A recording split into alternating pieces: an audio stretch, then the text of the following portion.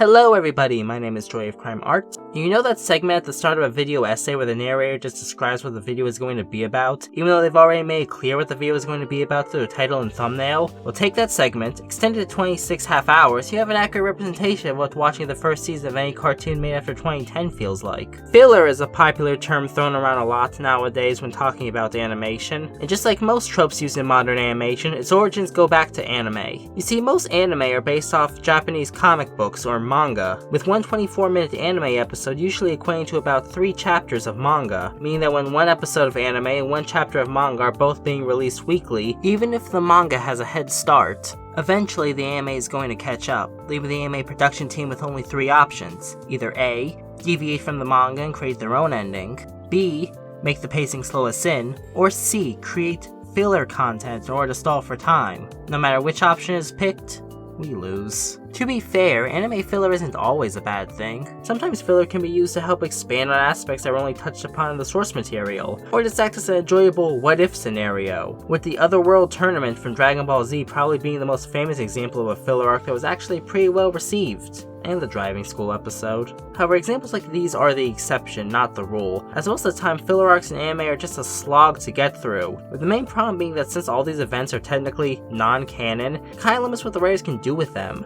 Can't really develop any of the characters, any new characters introduced are likely never going to show up again since they didn't exist in the source material. And add on to it the fact that oftentimes these filler arcs can occur in the middle of a canon arc, and it becomes easy to see why filler has become so detested within the anime community, to the point where you have some entire anime series like Fullmetal Alchemist Brotherhood and Dragon Ball Z Kai, whose whole purpose is just to remove filler content in order to tell the story the way it was originally meant to be told. Luckily, anime filler has become a lot rarer nowadays, due to more and more anime taking on a seasonal episode structure, as opposed to constantly airing one episode a week without break, allowing the manga more time to get ahead. However, this isn't the type of filler I mainly want to talk about in this video. Instead, I want to talk about filler in Western animation. Now, the term filler may be a bit misleading, since Western-made cartoons aren't based on any pre-existing manga. They don't really have filler in the traditional sense of the term. What I'm talking about is moments in cartoons that feel like filler. Like, I think we've all seen this at some point. You're watching a cartoon with this dramatic and serialized story. The fate of the entire world hangs in the balance.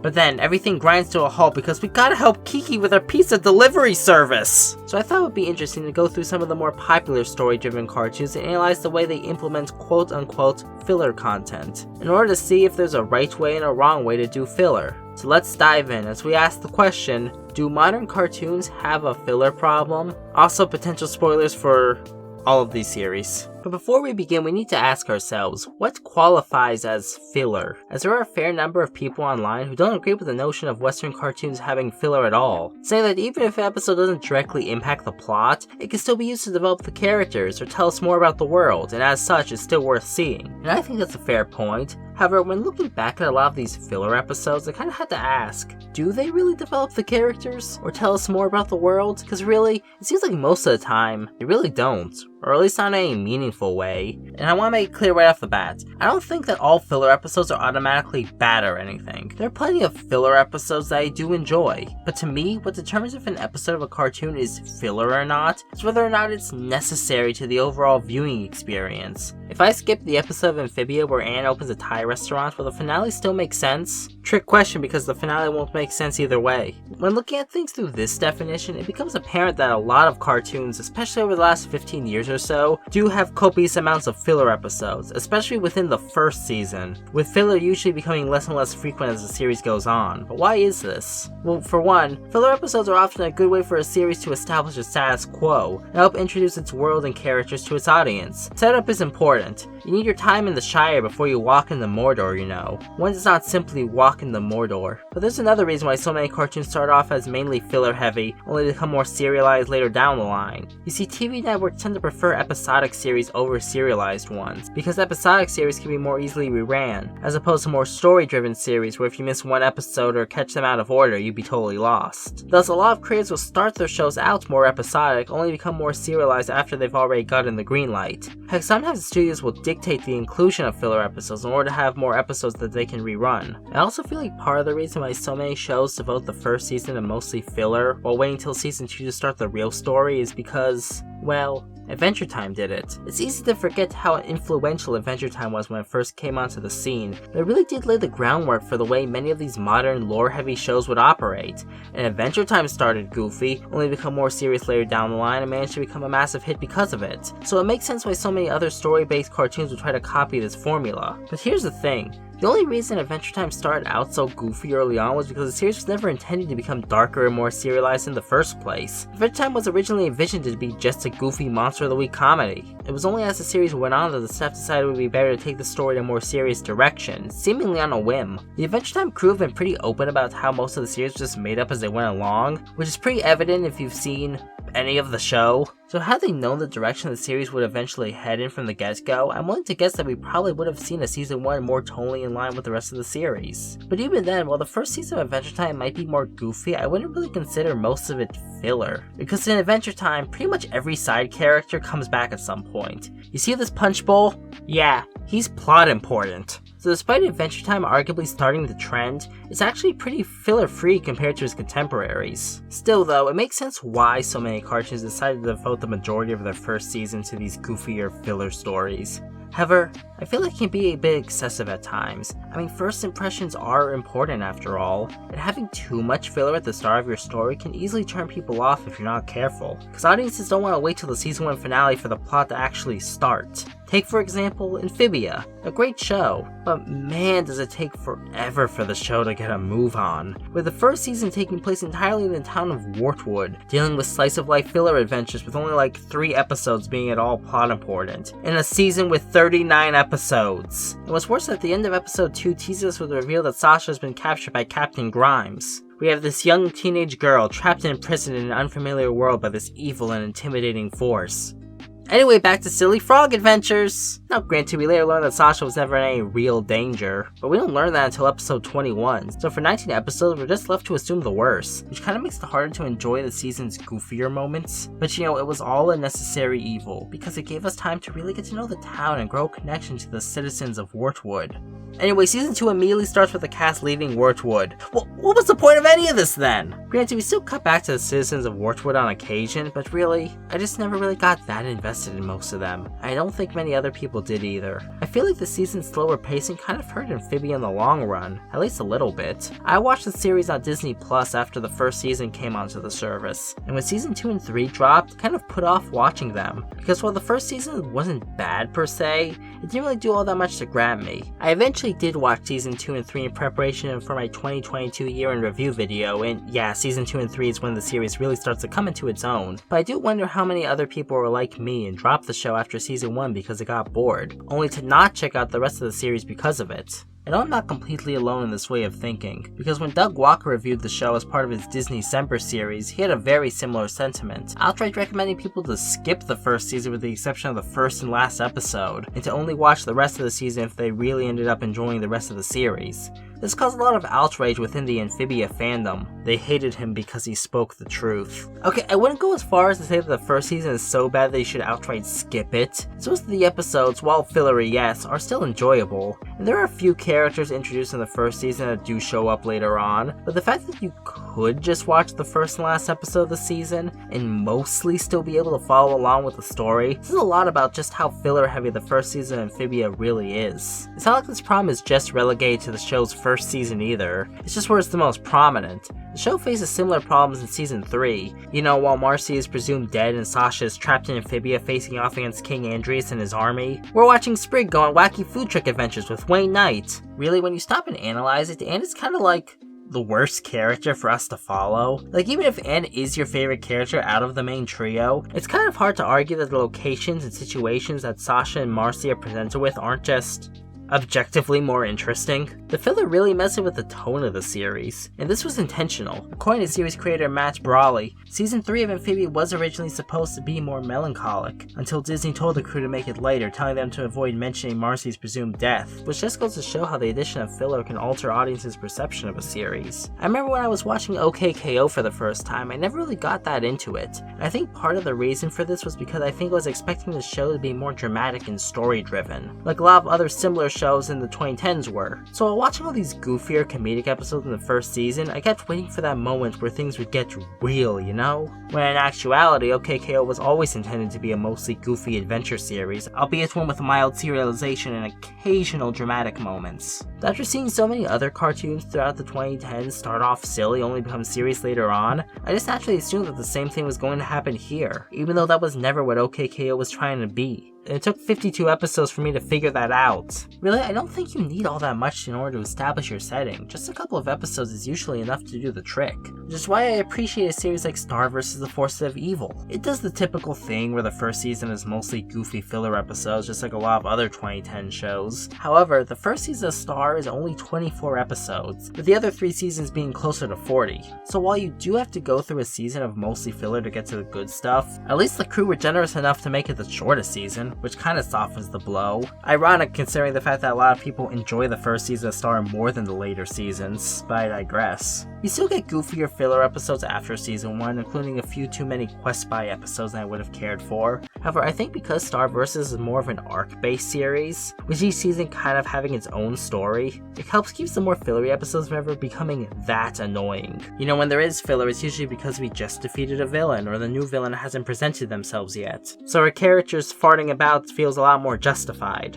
Though I also acknowledge that part of the reason I think this might be because I binged the series all at once, as opposed to watching it week to week. However, if you want to see a show where the filler is that annoying, then allow me to direct your attention to Steven Universe. Holy crap! Yeah, I feel like I'm kind of preaching to the choir here when I say that Steven Universe is some of the worst implementation of filler out of any modern cartoon. Like, I get that you need some goofier episodes focusing on the townies or to showcase what the crystal gems are fighting to protect, but here's the thing. For the most part, the only character who interact with the townies is Steven, aka the one character who doesn't really need a reason to want to protect the Earth. The Crystal Gems barely ever interact with the residents of Beach City for some reason, so in most of the filler episodes, the Crystal Gems are just shoved to the background, in favor of a bunch of secondary characters who, while not awful, have next to no impact on the main story at all. Like, say what you want about the citizens of Wartwood, but at least they help in the final battle against Andreas. They don't really do much, but hey, at least they're there. Maybe if the gems were more involved in the townie adventures, or if the townies had more of an impact on the actual gem stuff, then maybe the filler episodes would mesh together a bit better with the rest of the series, and not come across as so jarring.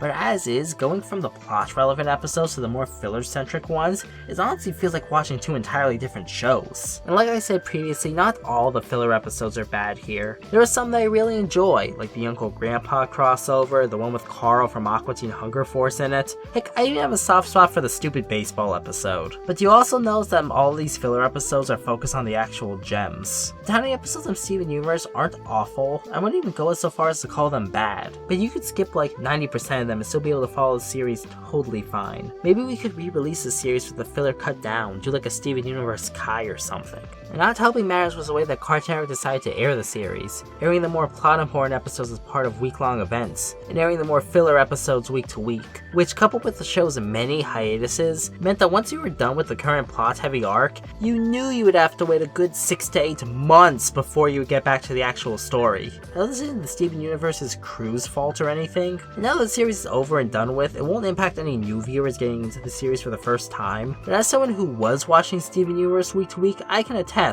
it was miserable.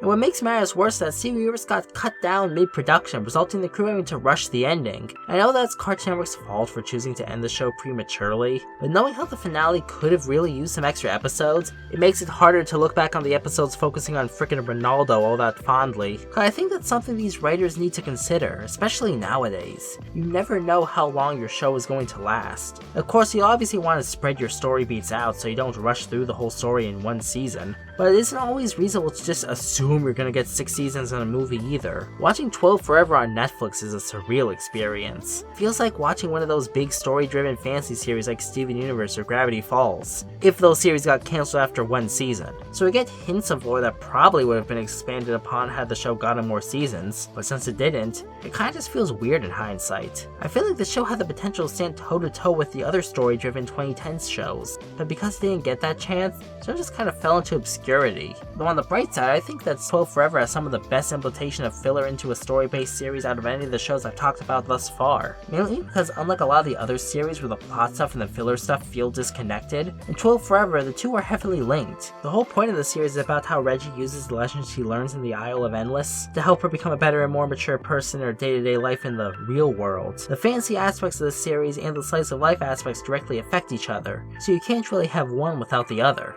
However, sometimes getting cut short can actually work to a series' benefit. Take for instance The Owl House. Season 1 had a fair amount of filler, but come Season 2 and the show's pacing improves quite a bit, due to Disney choosing to cut the show's third season from 20 half-hour episodes to 3-hour-long ones. While the Steven Universe crew only alerted last minute about their show getting cut short, resulting in a rushed finale, the Owl House crew were given ample warning, and knew that if they wanted to finish the story they wanted to tell, they had to pick up the pace. And I admit there are some elements of the finished product where you can tell that things were a bit rushed, and a few side characters who don't get as much focus as I would have liked, but on the whole, I think the series getting cut short actually worked to the Owl House's favor, as in Season 2 onward, it feels like every episode is either moving the story or the characters along in some way, and I think the series is better because of it. So what then, is the takeaway here that just all filler is bad and story-driven cartoons just shouldn't have it? Well, I wouldn't go that far, as sometimes a show having no filler can be just as bad if not worse than a show having far too much of it. Case in point,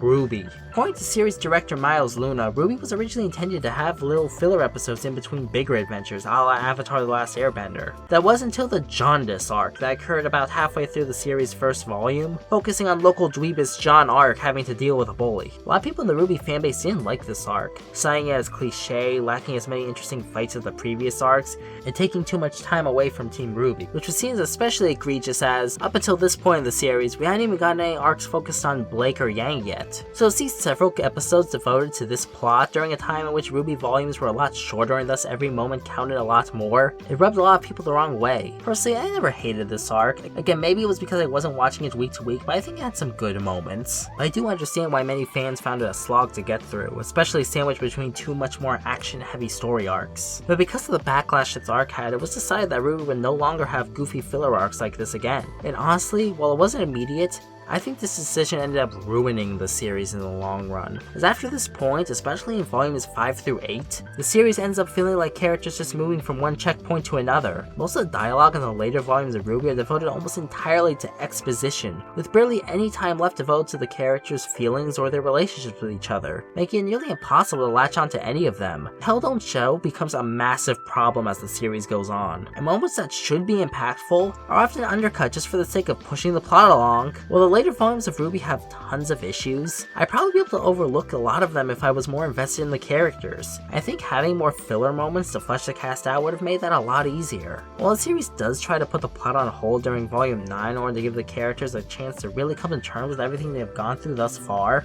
at this point in the series, it was too little too late. Nowadays, you see filler in cartoons less and less, in part just because you see a lot less story-driven shows nowadays, as channels focus more on slice-of-life shows that are easier to rerun. The ones that are still around tend to either go straight to streaming or be aimed at more of an adult audience, meaning that there's less of a need to have episodes that anyone can jump into. And in some ways, I think it's a good thing, as it helps a lot of modern shows have a much tighter pacing, where every episode feels impactful and not like a waste of time. However, I'd be lying if I said I didn't miss filler just a bit, as nowadays, with TV seasons being so ridiculously short, it kind of leads to a lot of modern cartoons having the opposite problem, where everything feels a bit rushed. And there are some shows out right now that, in all honesty, I think would actually benefit from some filler. I think Hazbin Hotel could have benefited from having some more comedic episodes showing Charlie trying to rehabilitate her clients, instead of spending so much time focusing on the conflict with Adam and the Angels. The crew behind My Adventures of Superman keeps saying they want to include a beach episode, but have never found the time to do it.